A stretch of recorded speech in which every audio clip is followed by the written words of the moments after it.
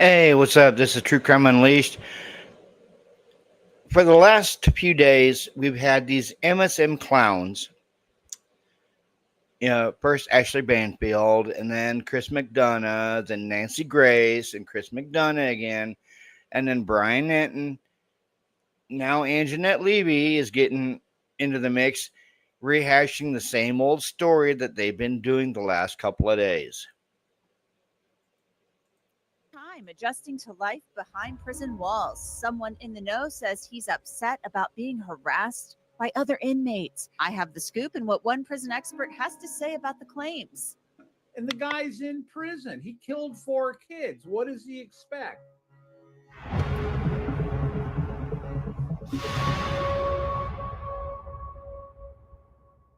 Welcome to Crime Fix. I'm Anjanette Levy. Brian Kohberger is an admitted mass murderer. There's no doubt about it. But at Idaho's maximum security institution, he's simply known as inmate 163214. But that doesn't mean the other inmates don't know who he is and why he is there. And let me tell you, murdering 4 beautiful college students you've never met doesn't exactly make you a popular guy when it comes to fitting in prison. Yes, prison is full of criminals, but this crime was heinous. It was a heinous, heinous crime. Murdering women and a young man in their sleep and possibly chasing one of them down. It's an act grounded in absolute cowardice. Brian Kohberger is not a tough guy. He's a coward who apparently derived some type of pleasure out of attacking defenseless women in their sleep. We don't know he actually did it. Why you want to call this guy you don't know a coward? Why are you speaking on this when Brian Enton has, and then before him, Nancy Grace and Chris McDonough, and then before him, Ashley Banfield and Chris McDonough?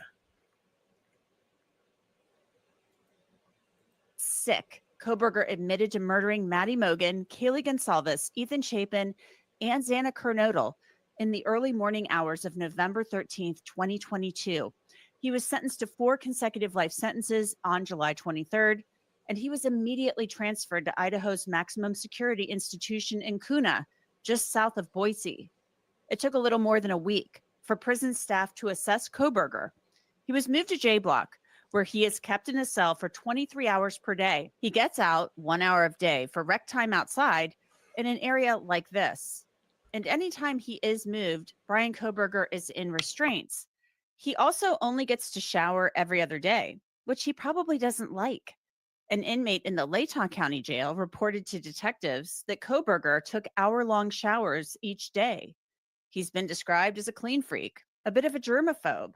And now there's a report that Kohberger is upset about the conditions in J Block, that inmates are harassing him through the vents, and that he has complained about the treatment to prison staff. And now the Idaho Department of Corrections has actually confirmed that Brian Kohberger has complained about being taunted by other inmates. I'll have more on the DOC's response here in just a little bit. I cover a lot of really scary crime stories here on Crime Fix, and if it's taught me anything, it's that privacy and personal safety absolutely cannot be compromised, especially when it comes to your personal info online. You would be really shocked at how much of your data. I don't know what it is with people like Anjanette Levy and Brian Enton and Nancy Disgrace and all these other MSM shills. Why they have such a hard on for Brian Kohberger. They've made this guy's life a living hell for the last 2.5 years. They really have. And now they're saying that he's doing complaints in prison because he's being taunted. Well, for one, Brian wouldn't do that. He wouldn't want to be labeled a snitch, and he's going to have to continue to look over his shoulder for a very long time. It's all the same drawn out narrative with these people. They just want to make his life in prison as worse as possibly could because they think that he unalived poor people. Like your name, phone number, even your home address is just floating around the internet. Scoop here is Chris McDonough. He is the host of the Interview Room Oh, here we go with this clown now. on YouTube. It's a great, great channel. You should check it out. He's also the director of the Cold Case Foundation and a retired homicide detective. So, Chris, thanks so much for coming on. Thank you. Yeah, I'm so excited to have you. What are you hearing coming out of the Idaho Maximum Security Institution, where Bryan Kohberger appears to be the newest resident of J Block?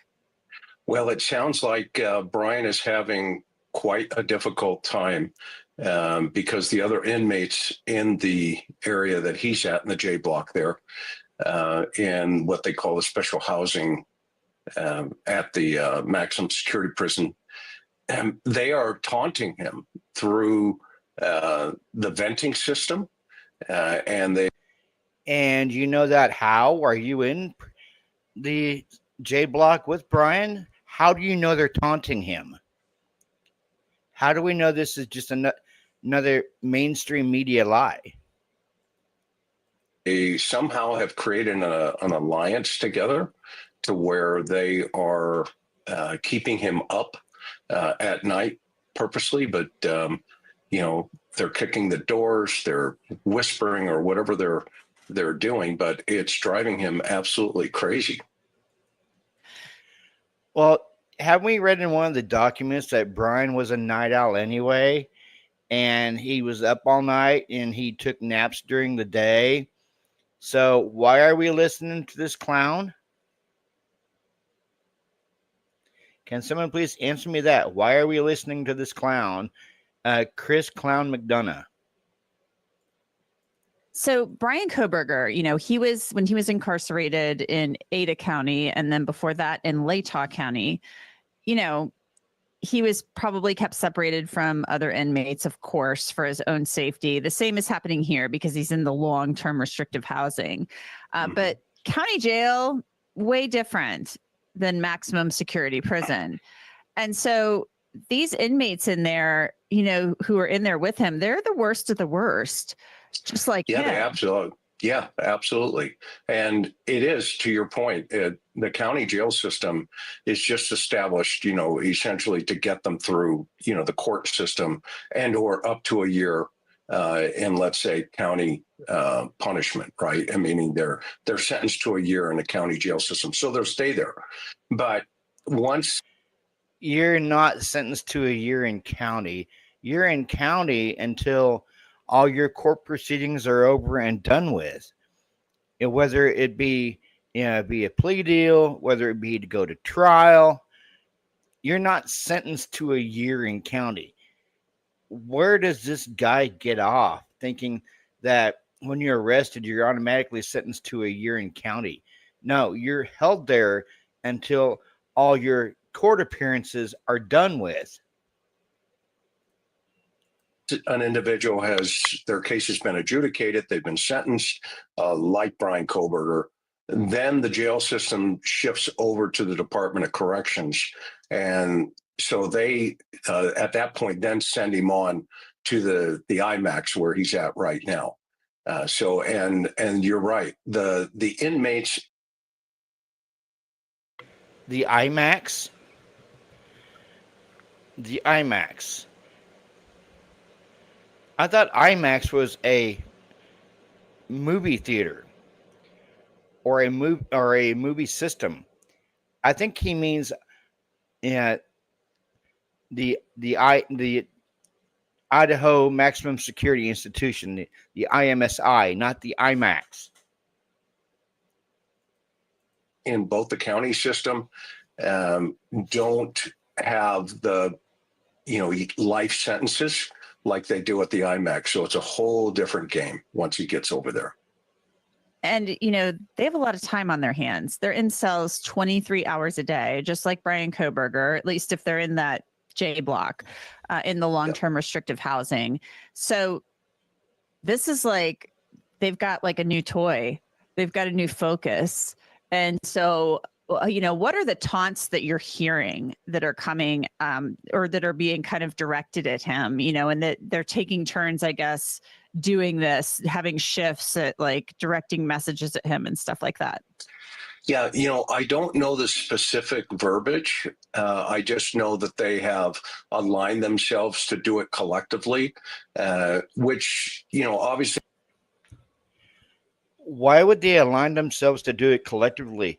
They all have different stuff to worry about. They have, to worry about their family on the outside. They have to worry about getting stuff done for their people inside the prison. Why would they collectively decide to gang up on Brian? They're not getting paid to do it. It's not an hourly wage job. It gives us a little insight to your point, and Jeanette, that they were waiting for him, and once he got there, they had a plan already in place to get it going. So I don't know why. Exactly how do you know they had a plan in place when he got there? You don't know that, Clown McDonough. You don't know that. I swear, the MSM bias towards this guy. It's all it is bias. Other than the fact that he, projected himself as a high-profile, inmate, and there are a lot of individuals in that prison doing life just like him that just don't care. And in fact, they're in his house, meaning he's in their house now. And that's a whole different ballgame once you step into that arena. Mm-hmm.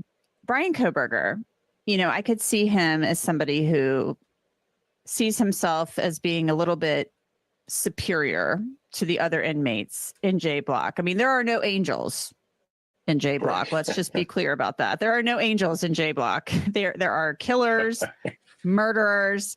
These are all bad guys, okay? Because they're in. Just because they're killers and the murderers doesn't technically make them all bad guys. A lot of people do change when they're in prison. And they're different people when they walk out of prison. So exactly, why do you label everyone that's been to prison or in prison as bad people? Is it because you've never been to prison or you've never been to jail? I myself, I used to be in prison. I came out a better person. And I know another individual who's been to prison and he's come out a better person. Long-term restrictive housing, which means they're likely lifers and that they're dangerous or they're being kept separated from others for their own safety, like Bryan Kohberger. However, I could see Bryan Kohberger thinking like, I'm smarter than these guys. These guys are like, all scumbags. And I was getting my PhD in criminology. I was going to be a professor and I may still be a professor. So I'm sure there's some of that going on. They may think that he is weak. I could see them looking at him as being weak because he is somebody who targeted women in their sleep. Yeah. No, and if you're not careful with crossing the T's and dotting the I's in that type of. Why do they label him as weak? They don't know if he's weak or not. So why label somebody weak when you don't know if they're weak? Facility, they just, if you attack their respect, for lack of a better term, that's what it's, right, the terminology that they use in the prison, right? If you don't respect another inmate, i.e. you try to capitalize on your crimes in the prison, they don't care. They have their own, baggage that they've brought with them And some of those people and inmates are in there, like you said, are the worst of the worst. And they're in protective custody, not necessarily to keep them safe, but to keep other inmates safe. So they're sitting in those, cells 23 hours a day, and then they give them a 1 hour exercise time and or recreation time out in the center of the pod, potentially in a cage. Okay. And at that point, all the other inmates are looking through their cages at the other lion out in the middle of the pod. And they start kicking the doors, they start yelling, they start taunting. And I don't think Bryan Kohberger mentally had prepared himself for that type of environment. It is literally an environment where people walk in and they look at you sitting in a cage, no different than going to the zoo and looking at a lion. The trial probably is looking pretty. Well, for one, it's not a cage. It's a cell. He's in a single man cell. How is that a cage? Answer me that, Chris McDonough. How is that a cage? It's a cell. It has a door. He has a bed, a toilet, a desk. How is that a cage? Good right now. Maybe he's thinking that. Maybe I should have rolled the dice here. I don't know what he's thinking. But if he's complaining to prison staff, I can't imagine. I mean, prisons basically, as you said, they have their own hierarchies. They have their own kind of politics, if you will. I mean, they're not fun places. Prison is not a hotel. It's not designed to be fun. You are basically put in there, especially in a place like J Block or in the maximum security institution, because you did something really awful and you can't be a part of civilized society. That's why you are there. And so right. I can't imagine the prison staff is going to go down to J Block and hold a little meeting and say, hey guys, you got to be nice to Bryan. That's not what's going to happen. No, you're 100% right. And that's not going to occur in any way, shape, or form. Sometimes I wonder if these people right here belong in civilized society.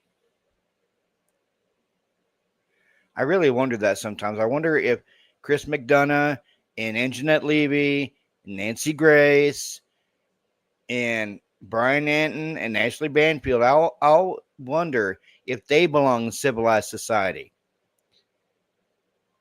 Because it's like a 5-ring circus right now with these MSM clowns.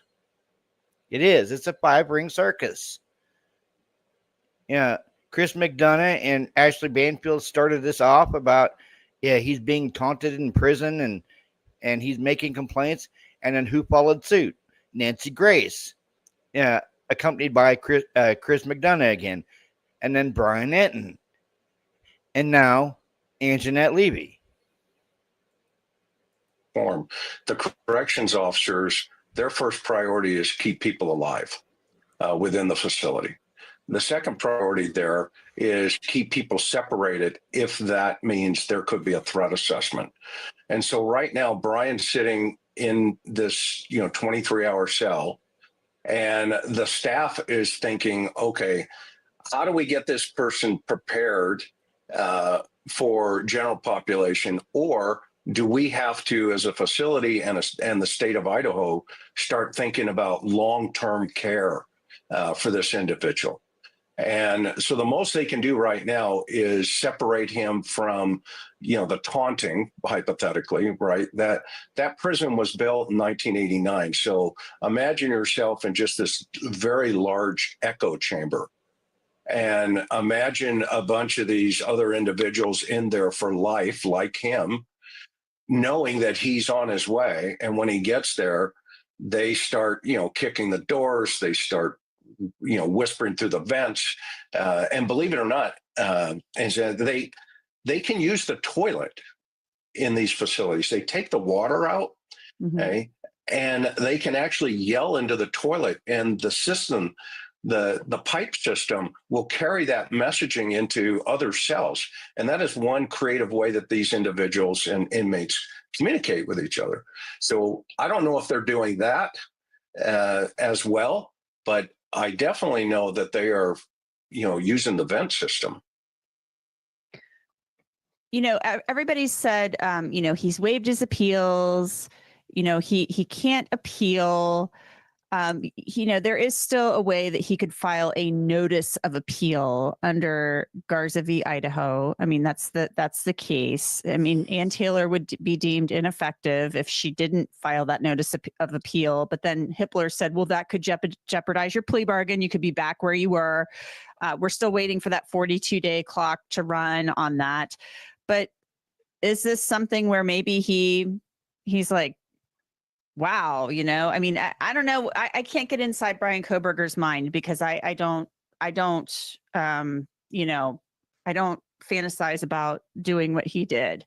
But is there maybe a way where he starts thinking to himself, oh my God, do I go the federal route? I mean, what do you think is going on with this guy? That's a really interesting question because, with all the meticulous planning that he put into this, and then of course, ultimately, the discovery of the DNA, was kind of like the, put it on the chopping block, right? And the fact that he did not anticipate that, and or as the crime was going down, he panics and that she somehow gets dropped up there in Maddie and Kaylee's room. If he has thought that far ahead, remember he purchases the knife 8 months before the homicides even occur. Okay, so this guy is what we would call an organized offender, and during the commission of the crime becomes disorganized, meaning there are things that he was not anticipating. Xana coming, potentially into the picture, dropping the sheath, etc. And so I don't think he was anticipating having to